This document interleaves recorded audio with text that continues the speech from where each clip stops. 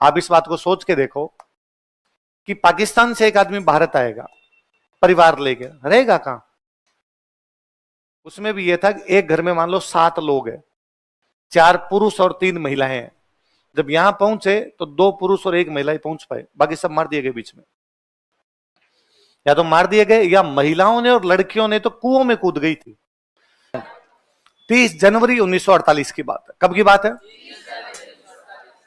गांधी जी का मर्डर हो जाता है, गांधी जी का असैसिनेशन हुआ, गांधी जी की हत्या हो गई। हत्यारा हाथों हाथ पकड़ लिया गया नाथूराम गोडसे। नाथूराम गोडसे के पास पिस्टल मिली, पिस्टल पे लिखा था मेड इन अलवर। क्या लिखा था? तो भारत सरकार अलवर वालों के पास में एक ये रिश्ता भाई साहब अपने पता चला कि आज सारी की सारी रियासतें किसमें मिल गई? भारत देश आजाद हो गया। अपने वालों ने कहा हाँ भाई लोग बताओ, मेवाड़ जयपुर जोधपुर बीकानेर ने कहा हमें राज्य बनाओ, बाकियों ने कहा हमें किसी में मिलाओ। भारत सरकार ने कहा इतने साल तक जब तुम लोगों ने राज देख लिया था, खुद ने किया ही था, थोड़े दिन और कर लो। तुम भारत में शामिल हो गए, लेकिन राजाओं के पास अभी तक भी पावर थी। राजाओं कहा गया तुम अपने अपने इलाके देखो, क्योंकि भारत सरकार खुद फंसी हुई थी। भारत सरकार पहले तो इस बात में फंसी हुई है कि भारत के कुछ लोगों को पाकिस्तान जाना है और पाकिस्तान के कुछ लोगों को भारत, वो ट्रांसफर। दुनिया के इतिहास का आज दिन तक का सबसे बड़ा माइग्रेशन है वो, जब इतनी बड़ी संख्या में लोग एक देश से दूसरे देश और दूसरे देश से पहले वाले देश के अंदर एक्सचेंज हुए होंगे। इतनी बड़ी संख्या में कभी भी एक्सचेंज ही। आप इस बात को सोच के देखो कि पाकिस्तान से एक आदमी भारत आएगा, परिवार लेके रहेगा कहां? क्या क्या जगह होगी उसके रहने की जगह क्या होगी? अच्छा, बेसिकली भारत में बंटवारे 2 राज्यों के हुए। भारत में एक बंटवारा हुआ पंजाब, एक बंटवारा हुआ बंगाल। किस किस के हुए? आधा पंजाब पाकिस्तान का, आधा पंजाब भारत का। आधा बंगाल पाकिस्तान का, आधा बंगाल भारत का। यही तो है। और आजकल अपने पाकिस्तान वाले बंगाल को बोलते हैं बांग्लादेश। पाकिस्तान वाला बंगाल अलग हो गया और उसने अपना देश कौन सा बना लिया। और जब तक नहीं हुआ था तब तक तो पोजीशन यही थी। इधर वालों को बहुत जल्दी पता चल गया था चेंज करेंगे। बंगाल वालों को यह पता था कि बंटेंगे और उधर से हिंदू इधर आएंगे, इधर से मुसलमान उधर जाएंगे, इसलिए पहले ही चेंज होने लग गए थे। आजादी से पहले ही वो प्रक्रिया वहां पर शुरू हो गई थी। और सिंपल सा है कि बांग्लादेश का एक हिंदू इधर आ गया, पश्चिम बंगाल आ गया, अपने तो अपना घर खाली करके आया, तो पश्चिम बंगाल का मुसलमान उधर गया तो उसके घर में रुक गया, आपस में हो गए। ये क्या, ये पंजाब में भी मोटा मोटा था, पर पंजाब में अचानक कहा था कि आपको चेंज करना पड़ेगा, इसलिए पंजाब में मारकाट बहुत मची। अब गदर गदर जो मूवी है तो उसके शुरुआत के सीन देखिए 4-5 मिनट के, तो 4-5 मिनट के सीन क्या है? एक ट्रेन लाश से भरी हुई जाती है, डेड बॉडी से भरी हुई वापस आती है, यही तो है। तो उधर अचानक हुआ तो अचानक हुआ तो, पर फिर भी मोटा मोटा ये था कि उधर से लोग इधर आए तो उनको इधर घर खेत मिल गए, इधर से लोग उधर गए तो उनको घर खेत मिल गए। पर फिर भी कौन से घर में कौन रहेगा ये तो भारत सरकार ही तय करेगी। आगे सीधे सीधे तो कहां बैठोगे, पर फिर भी पंजाब में मोटा मोटा यूं लोगों को बिठाया गया कि इधर किसको बैठना है। एक राज्य के साथ बहुत बुरा किया, जिसका हम नाम भी नहीं लेते, याद भी नहीं करते कि उसके साथ हमने क्या किया है। सिंध। कौन सा राज्य? पंजाब और बंगाल में तो था कि पंजाब आधा उधर जाएगा आधा इधर आएगा, बंगाल आधा उधर जाएगा आधा उधर जाएगा। अचानक एक एंड टाइम पर कहा गया सिंध पूरा उधर जाएगा। इसलिए सिंध के लोगों को तो ये पता ही नहीं चला कि यार हमें क्या करना है। अचानक सिंध के लोगों को कहा गया भागो, इसलिए सिंध के लोग भागे। सिंध के लोग जो भारत आए वो सिंधी,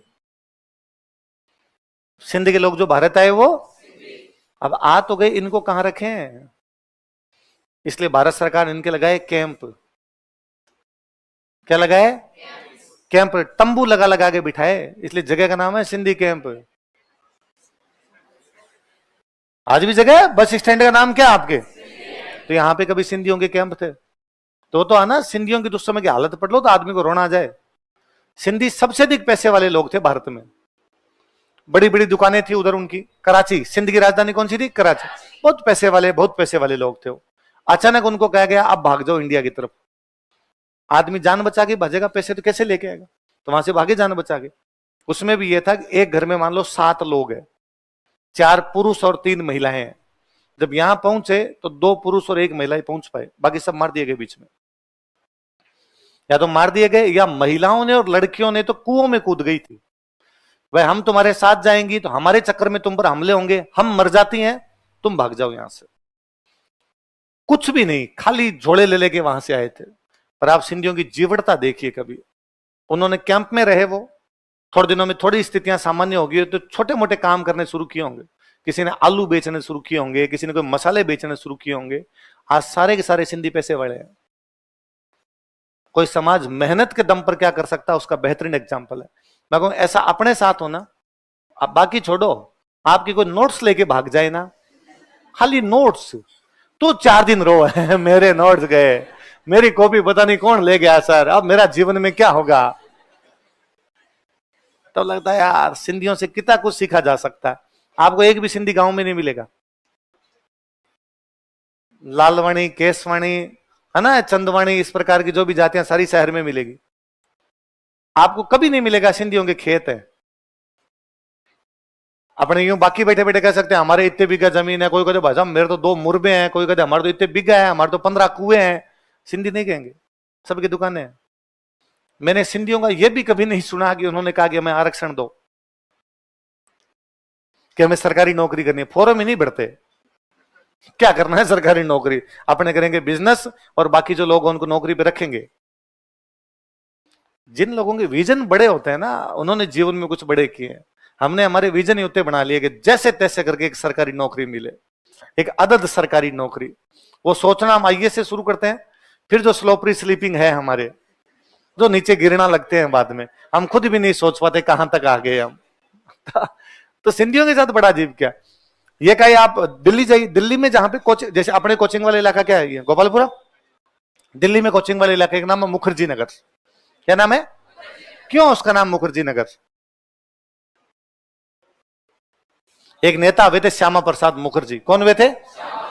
उनके नाम पे वो मुखर्जी नगर है। पर श्यामा प्रसाद मुखर्जी के नाम पर क्यों उसका मुखर्जी नगर? क्योंकि श्यामा प्रसाद मुखर्जी ने वहां आंदोलन चलाया था कि वहां जो कैंप में बैठे लोग हैं इनको घर दो। वहां पर भी दिल्ली से जो लोग आए थे उनके कैंप लगाए गए थे। इसलिए आज भी आप मुखर्जी नगर जाओगे ना, तो सबसे पास में जो मेट्रो स्टेशन पड़ता है वो है जीटीबी, गुरु तेग बहादुर मेट्रो स्टेशन। कौन सा है? आप Guru Tegh Bahadur metro station, GTB metro station से बाहर आइए, वहां वो रिक्शे वाले खड़े रहते हैं, ई रिक्शे वाले खड़े रहते हैं। वो जोर जोर से बोलेंगे 5 रुपए 5 रुपए, कैंप कैंप कैंप, 5 रुपए कैंप कैंप। इसका मतलब मुखर्जी नगर जा रहे हैं। वो नहीं बोल रहे थे हम मुखर्जी नगर जा रहे हैं। आज भी उनकी जबान पे क्या है, क्योंकि कुछ किसी टाइम में वहां कैंप भी थे। जो उधर दिल्ली से लोग आए थे उनके कैंप थे। उन कैंप के लोगों के लिए, उन शरणार्थियों के लिए मुखर्जी ने आंदोलन किए। इसलिए उसकी जगह का नाम पर जब शहर वो बसा कॉलोनी बसी तो उसका नाम ही क्या हो गया, मुखर्जी नगर हो गया। तो अब भारत सरकार के सामने एक प्रॉब्लम तो यह है कि इधर से लोग उधर जाएंगे, उधर से लोग इधर आएंगे, तो इनका क्या करना है। दूसरी प्रॉब्लम दंगे। दूसरी प्रॉब्लम क्या थी? मुस्लिम लीग ने दंगे शुरू कर दिए थे कलकत्ता में। कहां पे कर दिए थे? कलकत्ता में मुस्लिम लीग दंगे शुरू कर गई थी। उनका असर बड़ा हुआ। फिर मुस्लिम लीग ने दंगे शुरू किए, वहां मुसलमान ज्यादा थे इसलिए हिंदुओं पर अत्याचार हुए। पर जैसे आगे बढ़े, जहां हिंदू ज्यादा थे वहां मुसलमानों को मारा। फिर जहां पर हिंदू ज्यादा वहां मुसलमान, जहां मुसलमान ज्यादा वहां हिंदू, तो सीरीज बन गई। सब जगह इस प्रकार की घटनाएं हुई, सारी की सारी जगह। अपने आगरा की तरफ से खूब सारे जो मुसलमान थे वो पाकिस्तान जा रहे थे। किधर से? कहां जा रहे थे? पाकिस्तान। रास्ता ये होगा अपने जयपुर के अंदर से, आगरा से जयपुर होके जाएंगे। तब अपने जयपुर का राजा सवाई मान सिंह कौन है? अब जब जाने वाले लोग होते हैं वो बोले किसी धर्म के, किसी जाति के, महिलाएं बच्चे सब होंगे। और इस प्रकार की चीजों में सबसे ज्यादा नुकसान महिलाएं और बच्चे उठाते हैं। तो महिलाएं, बच्चे, लोग भागते हुए जा रहे हैं। तो जयपुर के राजा ने कहा भाई क्यों भाग रहे हो, किधर जा रहे हो? पाकिस्तान जाएंगे, पीछे से लोग लगे हुए मारेंगे। तो उनका तुम आगरा क्रॉस चुके हो, जयपुर है और जयपुर में मेरा राज है, पर मेरे राज्य में कोई किसी को हाथ लगा नहीं सकता, तुम यहां रुक जाओ। साहब यहां मार देंगे, पीछे वाले आगे। उसने कहा ऐसे कैसे मार देंगे, मेरे राज्य के अंदर मैं हाथ ही नहीं लगाने दूंगा, तुम यहीं रुको सारे के सारे। इसलिए खूब सारे लोगों को यहां रुका। इसलिए कॉलोनी का नाम है रामगंज। जयपुर में कॉलोनी का नाम क्या है? कॉलोनी मुसलमानों की पूरी। रामगंज में पूरे के पूरे मुसलमान, पर कॉलोनी का नाम क्या है?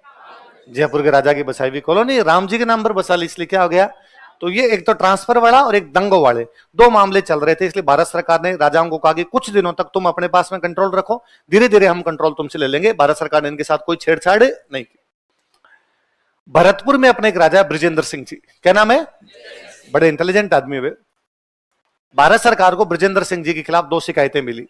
एक शिकायत ब्रजेंद्र सिंह जी के खिलाफ यह मिली कि 15 अगस्त 1947 को जब देश की आजादी का झंडा फहराया गया तो भरतपुर में नहीं फहराया गया, बाकी जगह फहराया गया, लेकिन भरतपुर में भरतपुर ने कहा भाई हम तो भरतपुर का झंडा फहराएंगे, भारत का झंडा फहराएंगे। ये शिकायत मिली उनको।